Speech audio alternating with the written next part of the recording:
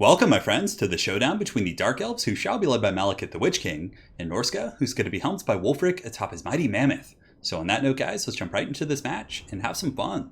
So as far as the build goes, we're going to be going with a very mobile Dark Elf build. In total, we have two groups of the Cold One Knights, Slaanesha's Harvesters, two groups of Dark Riders with repeater crossbows, and also the Knights of the Ebon Claw. Now, we do have some infantry, but it's going to be fairly light. Obviously, competing with Norscan infantry is going to be tough.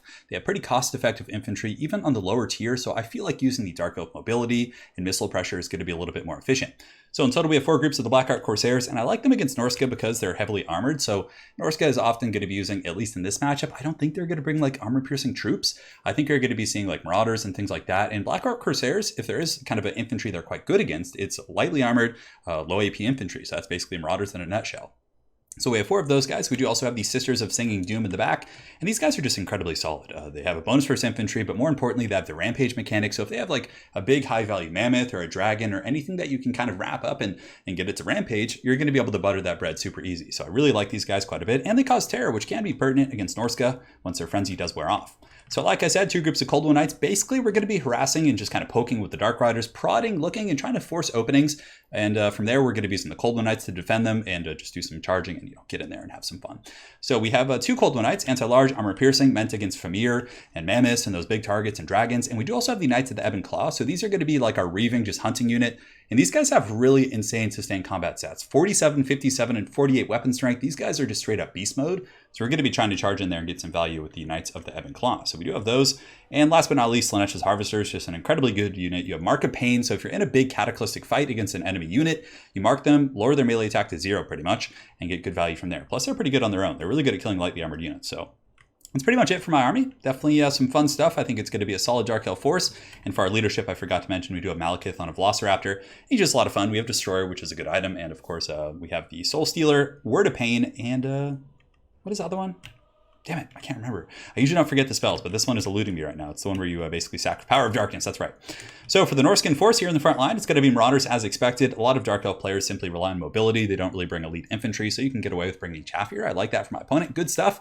It's got Big Papa Wulfric. Definitely going to be tricky. I need to get him away from his support because my opponent does have spears. He has a Frostworm. You have two Javelins, so he has plenty of tools to protect the Mammoth from my anti-large. So it's going to be a pickle for sure. He does also have a Frostworm up in the skies, a Metalcaster with Final Transmutation, so going to be going for that big old fat juicy nuke right there. Two Javelins, like I said, and a bunch of Hounds. So Norscan Warhounds, Norscan Ice Wolves. In the forest, he does have Horse Masters, Beasts of Tashnar, and another group of Horse Masters. So pretty good anti-skirmishing kit, to be honest. He's got a lot of mobility, a lot of harass. Granted, I have the mobility to kind of at least match him, so it's certainly going to be a fierce cockfight.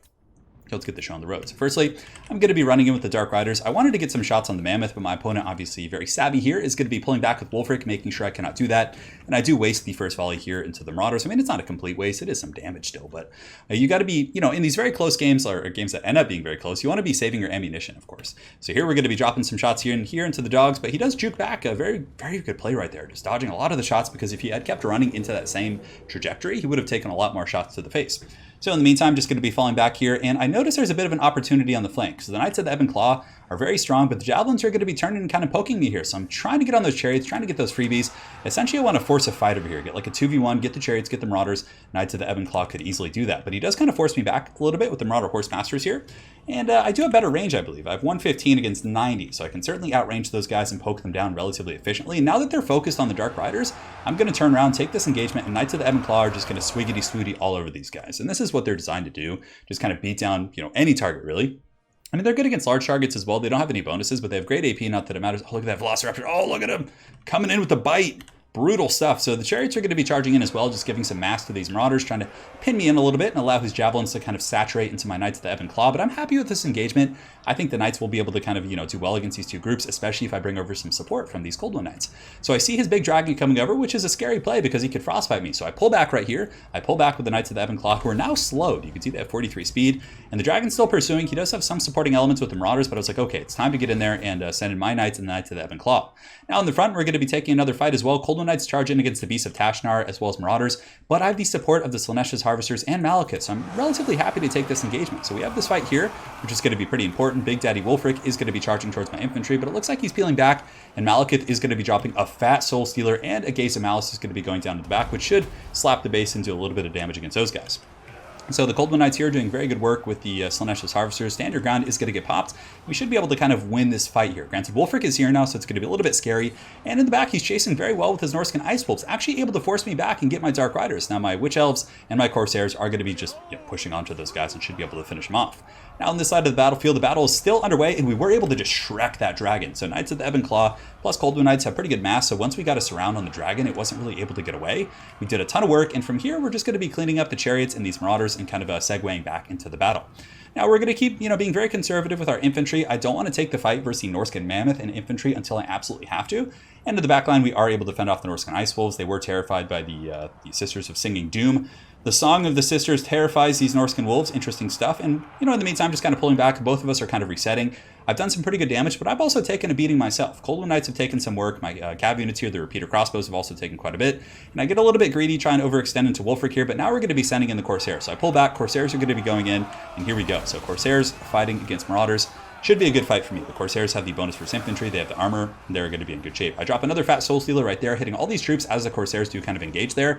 And over here, the Knights of the Ebon Claw plus the Cold Wind Knights are able to win that engagement and push off the Hounds and a lot of those supporting troops. So far so good. We certainly got on the dragon. That was good. In the back, I make a pretty substantial mistake. I accidentally overchased these wolves. I just had them on an attack order, so I forgot about them, but they'll be coming back as the battle does progress here. And Malekith is going to be dropping that Fat Soul Stealer again. Like I said, it was the cast from earlier, and it's going to be hitting all these guys. Repeater crossbows, and now that Wulfric kind of has to go in, it's getting to that crunch time in the battle where I'm a little bit ahead of him, I think, and he needs to get in with Wulfric and do some work, and Wulfric gets a nice tusking lance right there on Malekith. I'm going to be countercharging with Cold Wind Knights, all my anti-large getting in there. Malekith really taking a beating from Wulfric, though, so definitely scary stuff. And the Knights of the Ebon Claw, though they are damaged, I'm kind of using them in reserves. And I see his chariots come in, the Marauder chariots plus the Shaman Sorcerer with metal, and the Knights of the Ebon Claw are going to be getting in there and doing some huge work. And it looks like his dragon has come back. So there is a chance that he's going to get some good breath attacks. But for the most part, we are able to route the back line. Slaanesh Harvesters and the Cold Wind Knights are able to get up and around. And the Horsemasters are trying to kind of defend here, but they still don't have the punch to really just end these guys, right? Like a Famir or something else like that would. Nice breath attack from my opponent right there. Beautiful stuff. He hits the Dark Riders, which is going to slow them. Now they're getting attacked by the Beast of Tashnar, and I'm starting to take some substantial casualties here in the back line. So very good play there. And you can see my Witch Elves and company are coming back in after being loop-de-loot here by the Norscan Ice Wolves just for all eternity. And Malekith is in kind of a scary situation. He did do a ton of damage. Wulfric is very beat up from my Dark Riders right here. Cold Wind Knights are going to be getting the Beast of Tashnar off my repeater crossbows. Granted, I do lose one essentially in its entirety. And Malekith's going to be going in, fighting the dragon. Wulfric fell back here, trying to get away from the repeaters. Slaanesh Harvesters also attack and poison him, so he's down to 43 speed. And the Frostworm is going to fall before Malekith, and the Big Daddy Wulfric is going to be charging back in there with the support of a lot of Marauder Horsemasters. So we essentially have a pit fight here, and if my opponent does have a final transmutation, that's going to be incredibly useful here. I mean, because I'm probably going to be piling in with other troops here in a moment. And yeah, you can see this fight's not going so well for the Harvesters. They are being beaten down just by sheer numbers. I mean, they aren't terribly tanky. They only have 15 armor, so not the best situation for them. But I have to say, the Corsairs doing very good jobs, a very good job here. They have 73 kills on these guys. The other ones up here have 88, and then it looks like only 8 on these guys because they were chasing dogs the entire game. But nonetheless, still pretty good value from them. Knights of the Ebon Claw are going to be surging back in, but this is huge. The Sisters of Singing Doom come in, and this is where they really shine. These like late game blobs where everything's a little bit beat up. They can rampage everything. They cause terror, and yeah, they're going to be taking some damage, but they're going to hold this mammoth in place. And now you can see Wulfric's rampaging. Everything here is rampaging. We got the Horsemasters rampage, which is huge. Gaze of Malice from Malekith in the back is going to be doing some splash damage against those Marauder Hunters. Malekith's just kind of looking for the opportunities to shut down the javelins and kind of the ranged tools back here, but it looks like a Shaman Sorcerer is going to be coming for him, and he makes contact, does a little bit of damage. Malekith actually getting danger low, and the Shaman Sorcerer is no slouch. He does have 300 weapon strength here, but the Big Mammoth is in even worse trouble. He's rampaged. He can't really run away until he breaks, right? And Knights of the Ebon Claw, 47 melee attack, great armor piercing values. The armor of the Mammoth is pretty much going to be non-existent here, and you can see Spiteful Conjuration is also lowering the armor quite a bit, the natural trait from the Lord of Darkness. So in the back, Malekith does cast a Word of Pain here on the Shaman Sorcerer, putting his melee attack down to 0. Going to make him a lot more tanky here. We have some Corsairs coming back here as well to try and help out in this fight. And you can see Wulfric is dragged down by the combined might of the Sisters of Singing Doom and the Dark Riders. So at this point, it's pretty much going to be cleanup. Malekith and company are going to be dealing with the Horsemasters. A big old final transmutation going down. He must have just now gotten the Winds of Magic for that. And had that come out a little bit earlier, I mean, had he had the Winds earlier, that could have been quite scary. So very well played in my opponent. It was a fierce technical game. A couple things where we were able to isolate the dragon on the flanks and win that flank engagement with our Knights of the Ebon Claw and our Cold Wind Spear Riders was very big. And the repeater crossbows did okay, but my micro was a little bit sloppy with him, and my opponent did a really good job with his hounds. He was just all over me with those guys. And it may have been tough to see that in the replay cast here, but of course during the game it was very stressful. I was like, oh god, the hounds, they're coming, they're coming. So the hounds were everywhere. And I thought his build was good. It was well-rounded for sure. I think had the dragon stayed a little bit higher and tighter, just like near Wulfric and helped control that center mass of the battlefield, I think he would have been in better shape for sure. But the fact that I was able to isolate it really opened up a lot of play for me in terms of my cav and my anti-large units. But yeah, it was a really good game. It was incredibly fun. I like his build. I think it's solid. Is there anything I would change? Honestly, I usually bring chaff against Dark Elves too. The chariots, gives him some tool to kind of punch through. He has like 2 chariots here, which is going to be enough to kind of plow these type of infantry. Yeah, it's a good build. Honestly, maybe just mix in like one group of Fimir with great weapons just to give you some mass. I'm trying to think where you would make room for that. Maybe you cut like 1 Norscan Warhounds, and yeah, that's tough. It's tough. I mean, Wulfric on the Mammoth isn't bad. I like Throg a lot in this matchup too, but the Mammoth can be quite scary. So, I mean, there's so many options. I really do like having like one Fimir to deal with like heavy cav charges from the Dark Elf. So well played to my opponent, ADEC. Hopefully you guys enjoyed this Dark Elf vs Norsca game. We'll see you guys next time. Take care.